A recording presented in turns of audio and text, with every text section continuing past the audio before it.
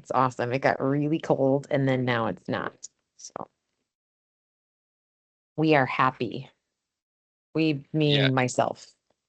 it got cold by our standards, which, the rest of the country laughs at when South Florida says it's cold. But, Yeah. we had temperatures in the 40s and, everyone was freaking out. But today it's like 70 and just perfect. Love that. That sounds awesome.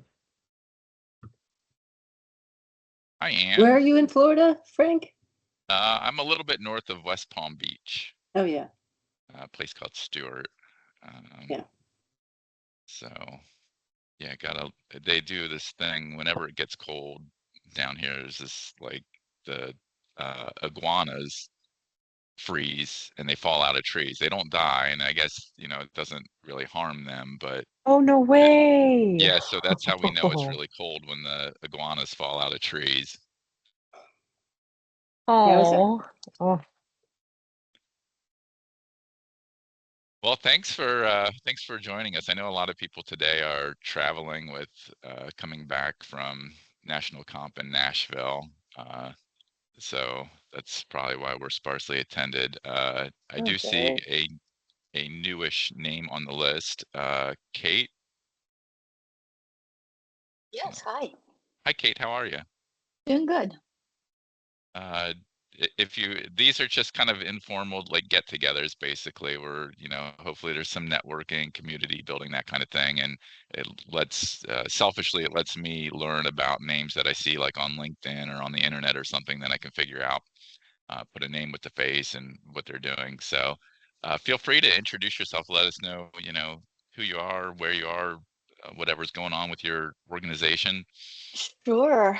So I'm in Wisconsin. I am the work comp claims supervisor. I came across the link or the name, Frank, your name in the article yesterday from Comp News, Work Comp News, and I was curious what that is, because in my role I am looking for community per se of workers' compensation topics, conversations, what's going on, and I don't know if that's the right place or not. So yeah, I work for Michael's Construction Company. I don't know if you've heard the name. Rather large. We are in every state in the country, doing construction utility work.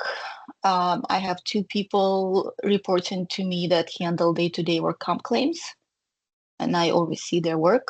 And yeah, I'm just looking for, like I said, people out there in the world, communities out there in the world to talk comp with. Well, excellent. Not risk, not insurance, comp claims. Perfect. Well, thank you. We're glad that you found us, Kate. And like I said, we try to do these monthly, because most of the time they've been on Thursdays, but I try to mix up the days and the times, because I know we have time zones and schedules and things like that. So usually a couple weeks out, each month I'll send out an announcement about it. So as many of these as you can come to, awesome. We're glad to have you. And we have our AI tools that showed up again, which is they're becoming my friends. And so what's new with you, Anne? Not much. Just continuing to job search, network, talk to folks. Same story. Great people out there. Tough job market. Yeah. How about with you, Frank? We're just doing the thing here at the company. So it's all good. Yeah. Very well. Yeah. Eventually we're gonna have one of these, Anne, where we announce, your new employer, and that's Right, something exactly. I'm looking forward to, and really, really hopeful for that. Mm-hmm. Met a couple of neat people after that 6th article was published, or posted, whatever it was. So that was good. Did you go to National? Were you at the conference? No, I was not. Did you go? Did you attend? No, I didn't make it this year, but hopefully next year we'll make it there. For some Frank, reason, I we thought are going to be pushed to go next year. Just heads up. good. Well, that's fine. You and It's me. back. It's back in Vegas next year, which, I take it or leave it. I don't but know. Yeah. Sure. I did hear Kind Souls had an awesome booth and they made $10,000 or they got $10,000 in donations Excellent. from like doing a Excellent. nonprofit silent auction, which that's Good awesome. for them. Give them some more visibility. So Cool. Yes. Yep. And yeah, Andrew's one of those folks that's traveling today, so that's why he's not on. He would normally be here, Andrew Bloom. So that's good news. That's excellent news. yeah. So I have to ask Kate, you have a bit of an accent. Tell me about it. Yeah, it's Russian. Okay. I did move here from Russia 21, 22 years ago. Oh, Yeah. very good. Yeah, my accent is it's not as strong, but it's not leaving me. I don't think It's beautiful. it will Kate. ever is. go Awesome. away. Well, thank you. Yeah, it's beautiful. Yeah. You're We easy always to been- Kate, where do you understand. Go ahead, Claire. where do you live? In Wisconsin, in Hartford, Oh, sweet. You're Wisconsin. Midwest. You're Yep, the yep. Midwest with me. Yep. Hey. Yep. And Same here, Ann. cold, warm. Yeah. Oh yeah, and Anne's in Nebraska. Yeah. Right? Okay. Wait, okay. Marshfield, Wisconsin, that's just outside of Milwaukee. Hartford, Wisconsin. Yes, outside of Milwaukee. Okay. Very Yeah. well. Closer to Illinois, but kind of between Green Bay and Chicago. Yeah. Yeah. Yeah. I went to So, school Frank, in Milwaukee. Yeah. So Very Frank, close. what company do you work for? Tell me a little bit more about your meetings and the purpose and organization or. Sure. It's workerscompensation.com, where I'm lucky enough to work with Claire. And you'll see us. Our kind of forward-facing thing is that the site workerscompensation.com. And once you get there, you'll see that we have a news division, which tries to keep people up to speed on what's going on in the industry, thought leadership, things that we think are good to know. And then we also sell things to people who handle workers' compensation work at various stages in the process. So we have Simply Research is one of our tools, which is kind of like a version of Westlaw or Lexis or something like that for people who mostly work on claims. Then we have a forms tool, and then the Simply Claims Kit, which, to be perfectly honest with you, I never know how to describe it. So It's for like the underwriting side. So once an insurance company has underwritten a program or written a program for insurance companies, instead of people printing policy language, posting notices, kind of some work comp tools, we get to be that for them. Okay. I think I looked other at your side. Simply Research tool a couple years ago. It's a membership per year per member, correct? correct. For Simply Yeah. Research. Yeah. Yep. Yeah. Because Yeah. I would I personally could use it. I don't know. I never was given the funds to subscribe.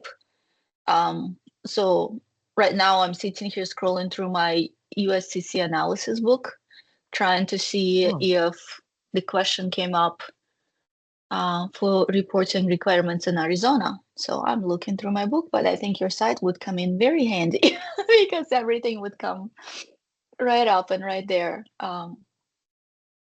Yeah, I'm pretty sure we have a compliance summary on that, but let's see. Let me take a peek, and I can give it a look. See here if I do. I just welcomed Anne Llewellyn's in the room, so welcome, Anne. How are you? Hi, Frank. Good afternoon. How you guys doing? Good. Anne, hello. See you in person. Yay. Hi. Hi, Anne. Hi, I met you Anne. before another meeting. Yes. Yes. Anne, we'd like to introduce you to Kate. Kate is in Wisconsin and comes to us from Michael's Construction. Hi, Kate, Anne is our nurse case management guru. So if you have any questions ever on case management in different states, go to Anne. She knows everything. Okay. And you work for anybody? And she's a or good you... human. That's the most important part. You work for any company, Anne, or you on your own now? I'm sorry, I'm at a place and people were coming in. Can you just say that again? Do you work for any company as a you said field nurse, so you said Yes, I do work for, I'm trying to remember the name of it right now. I'm just doing like one case with this company. I'm pretty much retired, and I do more writing and education in the area of workers' comp and case management and patient advocacy. I'll figure it out. Let me tell you the name of the company I work for. But I do have a workers' comp case that I've been working on. It's a woman, believe it or not. She was injured in 1985, and she is still on workers' comp. She had a traumatic brain injury, spinal cord injury, and burns over 80% of her body, and she survived. And she's still alive since 1985. 85%? Yeah, and she survived. Holy cow. And she survived even with the technology back in 1985. That's pretty impressive. I know. And she can't talk. She's tube fed, but she's in there. I mean, it's just amazing. She's being taken care of at a group home. And yeah, it's just remarkable. And it's because of workers' comp that she's still alive, I Yeah. work for Ethos, Wow. Ethos Risk, which is the company that I do this case through.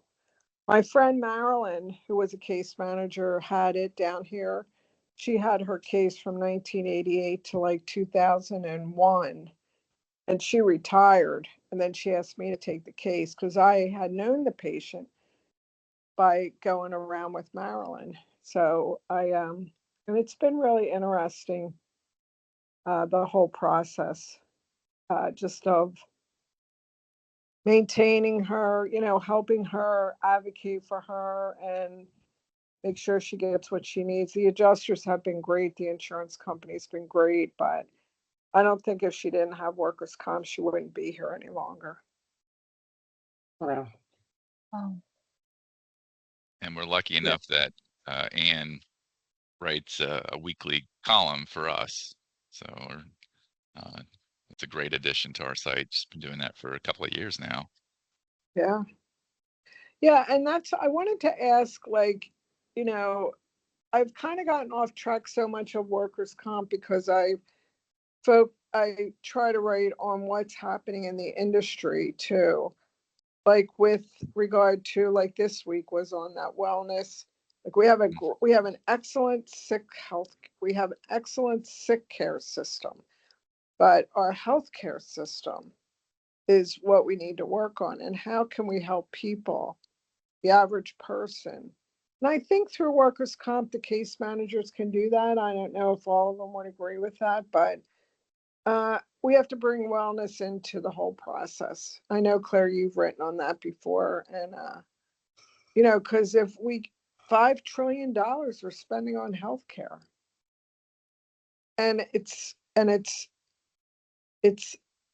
doesn't reach everybody. It doesn't, meet everybody's needs. So how do you fix that, And of course, what's happening in Congress, I mean, I try to keep politics out of it, but it's always on my mind anyway, so.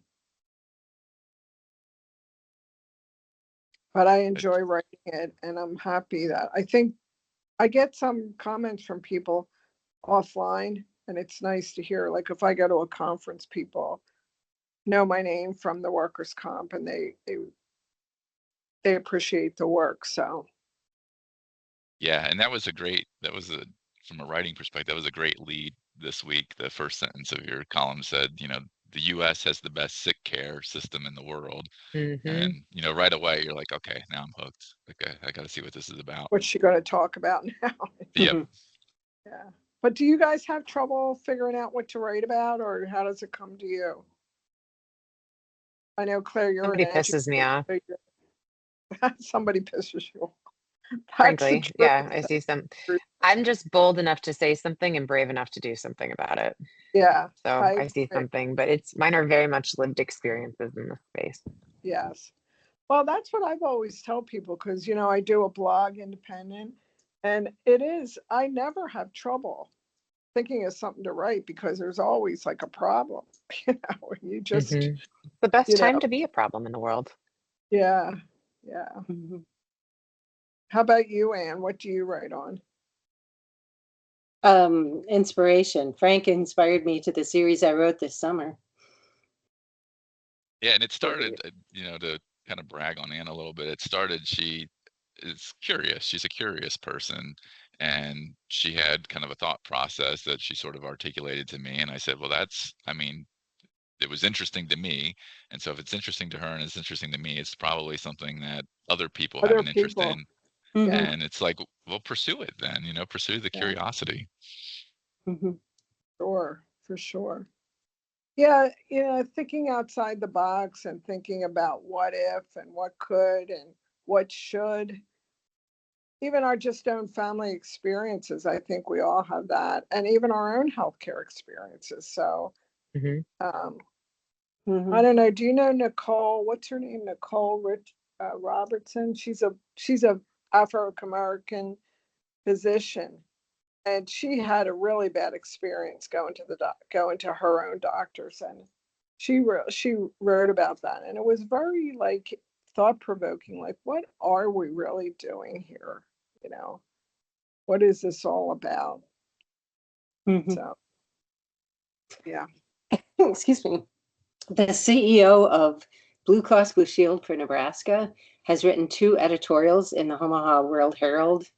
They've been about 2 weeks apart. One was today, and he just blasted the healthcare system and said how unfortunate it is that people don't know how to navigate to advocate for their own health. And he said, reviewing their own claims data, less than, well, I don't want to misquote him. It was like between 25 and 50% of the folks who had 100% preventive care covered this last year took advantage of it. To see a physician, for men to do, prostate exams and all these kinds of things. But he said, how sad is it? Is it because they don't know how to navigate the system? Is it because they're afraid that there are hidden costs? Is it, what is the problem? And if we're not preventing, if you don't have time to do preventive things, you better make time to be sick, And it's so true. Absolutely. How, and then these folks go to work and it just carries over into, into their workplace injury or illness or, issue. Yeah, I mean, that's a great line. I've heard that before. If you don't have time to take care of yourself, you're going to have to make time to take care of your sick self. Mm-hmm. And all of us, we're all guilty of it, but we're just not trained like that. That's the problem. And the other part of it besides health is the cost. So many people don't have any kind of savings. And so when Yeah. something happens and the healthcare, my niece I mean, she had CLL. She found a lump under her arm, went to her doctor, had a mammogram. CLL, chronic lymphocytic leukemia. And they were watching her, and then all of a sudden she started getting pains in her legs and her back, her jaw. It transformed into Richter's transformation syndrome, which is a Yeah. large B cell lymphoma. They have a $10,000 deductible every year, and Yes. with living way over their means, like a 44-year-old woman, her and her husband, they have a nice house, they have a pool, they have this, they have that. They didn't expect to get sick and have to pay $10,000 first Mm-hmm. before first dollar coverage. Mm-hmm. So now their parents have to help them with their hospital bills. So that we have to start teaching young people how to save money. and the importance of being prepared, because you never know. I mean, it could be as simple. My other friend, her husband fell in the pool, cleaning the pool, broke his tibia, fibula, and had a dislocated knee just from falling in the pool. You know, now Yikes. he's got a good insurance, and but that was a freak accident, you know. So, you know, you just never know when your life's going to change, and to not have the money, and that's, you know, to pay these out-of-pocket costs. So, yeah, that's all our role is this education. I think writing about it, getting somebody just to think about it for a minute, like, yeah, that's right, we need to look at this, you know. I think that's what we all come in on at this point. Kate, I'm going to get back to your question. You were asking about simply research and reporting requirements. And was it Arizona? Is that what you said? Arizona, yeah. Fortunately, and this is just sort of an example. So we have on, and this is kind of like a value added thing that we have on Simply Research. It's we have a compliance team that puts together these compliance summaries to give you sort of like plain language information. And so this is Arizona, and you know, you can see the various topics there, and you scroll down and it's got reporting requirements, and there's like a little blurb for each of them. You know, so say like reporting of a claim by an employer, and you get this, you know, little blurb here that's kind of like if someone who was experienced in here was going to sit down and tell you for a couple minutes what you need to know, it's right there. And then of course we've got the links to like the statutes, the regs, and anything else that's sort of relevant to it. So that's sort of a little sampling of what you can find there. Interesting. Yeah, I'm looking here in my book. I'm not sure how to read it. Forthwith excusable within 1 year after injury or accrual of right. Excusable. Claim not barred if compensation has commenced. I don't think I'm looking. This is administration notice to employer and claims. Yeah, so you can get some legalese there forthwith. And Yeah. so that's what we try to do. We try to at least get a little bit there without the legalese, and then if you know you need more, we kind of send it along. These notifications here. But yeah, so what else is there's Claire? I don't think we really got to you yet. What's new and exciting in your world? We are wrapping down the semester. I'm so excited. So excited. Oh, it's good. It's good stuff. What are you teaching? Travel season is almost over. So my undergraduate classes are leadership and personal development and personal branding, and my master's classes are navigating leadership and foundations of leadership. So one class is done, 3 more to go. Now, is this It's at good though. the, I give Good is this topics. Wow. yeah, they're fun. under or graduate level? 2 are undergraduate, 2 are graduate. So what do you see the difference in the two? The graduate level students are business professionals that are late 20s, 30s age versus undergraduates that are 18, 19, 20. Yeah. And For the do you most part. see like a big difference when they, you know, come into the undergraduate, and then I'm sure it's a big, you know, just they've already been out and they've already been working, and, you know, see the craziness of the world. I think there's a difference in personal investment. Hmm. I think it's probably the best way to put it. But I also teach classes that are more like self-leadership focused too. So we spend a lot of time in the undergraduate space on emotional intelligence, from self-awareness and self-regulation.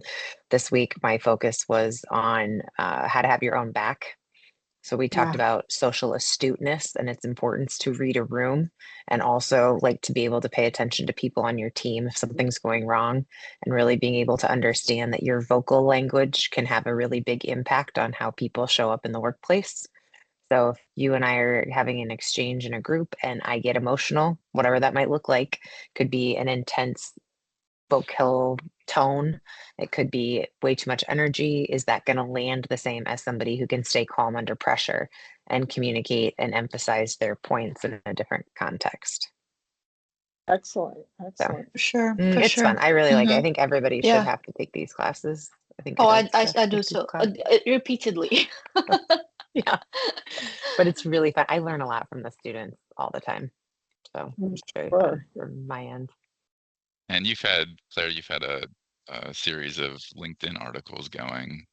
Yeah, so we have been doing a focus on AI. I have two like world-renowned professors that I get the opportunity to collaborate with. One is from our arts and sciences area, and one is from our journalism school. They were just on National Public Radio yesterday, I think, but they do a Oh, lot of really? focus on AI in the workplace. And so I've been learning from them and then regurgitating it for our work comp area. Like, how should we be using AI to work smarter so that we can actually refocus on the people? So it's been really fun. I've learned so much. I've learned so much from them. They're And, awesome. I really think they need to start looking at, because my nephew, he's at the University of Maryland and he just went into computer science. He's Mhm. really worried about AI not being able to get a job, but I think it's going to create more jobs. So maybe as he learns and sees the potential of it, but I think that's what a lot of people are more afraid of it than want to try it today because they're afraid. And that's where this education comes in, just helping Yeah, people we are use at it. the law of diffusion of innovation right now. We are at the early adopters into, like, if you've ever seen the law of or the law of diffusion of innovation, we're definitely working through that from the AI perspective. Well, this is But funny. I look at it as it's my job to make sure that they know how to use it well from my student perspective. Uh-huh. So sometimes we do, and sometimes we don't. When I ask for people to give me their personal branding statement, and 86 of the 120 look the same. Yeah, It's your right. And they're personal using it. statement, kids. Yeah. Hmm. So do But it's Like you also what? different to, oh, go ahead, go ahead, Frank. um it's been a while since I've been on a college campus. Like, do you use something like, I don't, like, if someone that they turn in a paper, like, do you have a tool that they turn it into to like check for like AI plate, like We that they do have that. okay, Don't have a policy in my class because I feel like it's my responsibility to teach them how to use it well. sure, I definitely get some pushback from my peers, but my classes aren't academic writing per se. Mine are personal reflection. So if you need to use Chat GPT for your own personal reflection, we've got a whole different bag of issues. So I'm also very clear that if you don't put your personal spin on it, I will absolutely fail you. So like I make sure I look every single person in the eye where I'm like, if you do not submit a personal reflection and you use chat, I will fail you. You will get a 0 and you're done. So, Good. That interesting. makes them realize how to use it more. You're right. but that's You know, also then I'm not afraid to have a conversation about it either, where a lot of people will be like, well, it's in the syllabus. yeah, right. I still have to be able to communicate in more than one. Where do you see AI coming in handy in the work comp world? The one quick example I haven't checked it out yet, but we use our carrier Sedgwick. I believe my manager told me you can go on in their system now and get an AI summary of the claim, like a one Sure. page. It will, you see companies using that, or you see any other applications of AI in the comp I world? see application 1,000 different ways. You can make your own chats that you could put your policies in and say, all right, I need light duty jobs. Help me figure out light duty jobs for Anne's position, for Claire's position, Frank's position, and Kate's position, and let's see what that's going to look like. Here are my parameters. This is what I need. You don't have to put in any personal protective information, but you can put in like, here's the job that this person normally does. Here's what I've been given restrictions. Help me think outside the box. I got to find a way to bring this person back to work. If you don't know medical terminology, That's an easy way to be like, make this consumable for a fourth grader or a fifth grader or a sixth grader, because the way that we consume information is not the way that we think. And we have to actually be able to break down concepts for people at a consumable way. When people have been injured, they are much higher. Their brain cannot take information in the same way that you or I could right now, because they have 1,000 other things that are distracting their brain and trying to heal. So the way that we talk to injured workers is never at a level that we're trying to meet them where they're at from an understanding of what is going to happen. So you could use it from that. How do you break down communication? How do you deal with difficult people? Going back to the human elements, there's a lot of form, or how do I break this down? Or how should I write this better? Or is this the right way to be communicating this for my intended audience? I use it for a lot of that. Like if you're on the receiving end, how is this going to sound? Safety. How do I want to break this down? Give me an activity that I can use for my safety directors so that they understand the importance of rolling out this PPE training that we're going to do. Give me an idea of an activity so that I can make this application.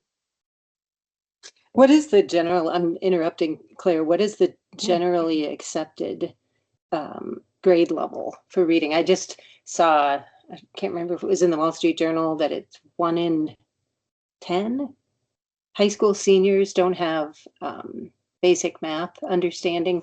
When I worked at Evacor, we had to stick with 6th grade level. Everything that we wrote, any letter. Yep. And I was That's like, where ours really? is. Like, what about 8th I say grade level? fourth to sixth.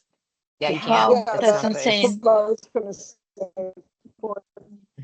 I was going to say fourth. But here's the thing: if we're experts in this, we should be able to break it down. And then you add in language barriers that might exist. That can be a big one. Yeah. Meeting people where they're at. I had an employee a couple months ago. He told me, you do not have to dumb it down for me. I'm more intelligent than you are. I can understand more than you do. I'm like, well, that's great. Good for you if you're so intelligent. He's like, tell me what I just said. Tell me what I just said. Tell me what the doctor just said. I was like, what did I even say? I don't know. But speaking of, how the human factor, you and everybody's screaming at me, it's a fake claim, he set it up, blah, blah, blah, and I'm talking to him and he's telling me how intelligent he is and I don't need to, simplify things for him or to make it consumable for him. Like you don't need to talk to me like a fourth grader, or I don't remember exact language he used. But we come across, I come across a lot of different characters. And, I also noticed, because we do have claims all over the country, talking to a New Yorker versus talking to a California person, talking to the Midwest person, it's so different. I'll always look where they are in the country. Prepare yourself. People in Texas, down south, all different people. Yeah, well, and I look at it more so for how do you alleviate the fear of the unknown for people. And if somebody's been injured and they're sitting in the emergency room waiting to be seen, and then you've got the subject adjuster calling. That's all you can do.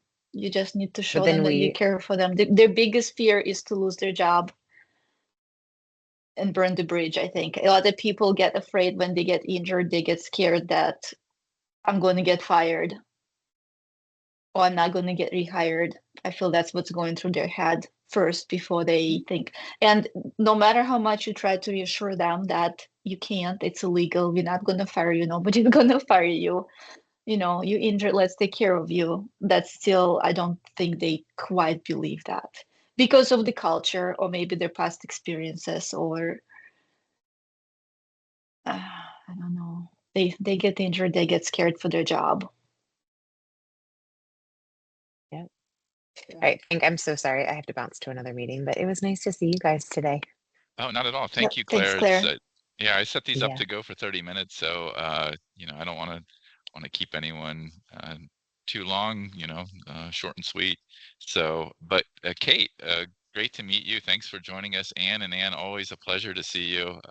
It's an excellent discussion today. Thank you so much. And so just, sometime in December, I'll send out when our December gathering will be. And if you can make it, I'll be happy. And if you can't, we'll look for you in January. Thanks, Frank. Thank you very much, Frank. Thank you. Nice to meet you all. Have a good day, everybody. Bye-bye. Take care. Thank you all so much. Bye. Bye-bye.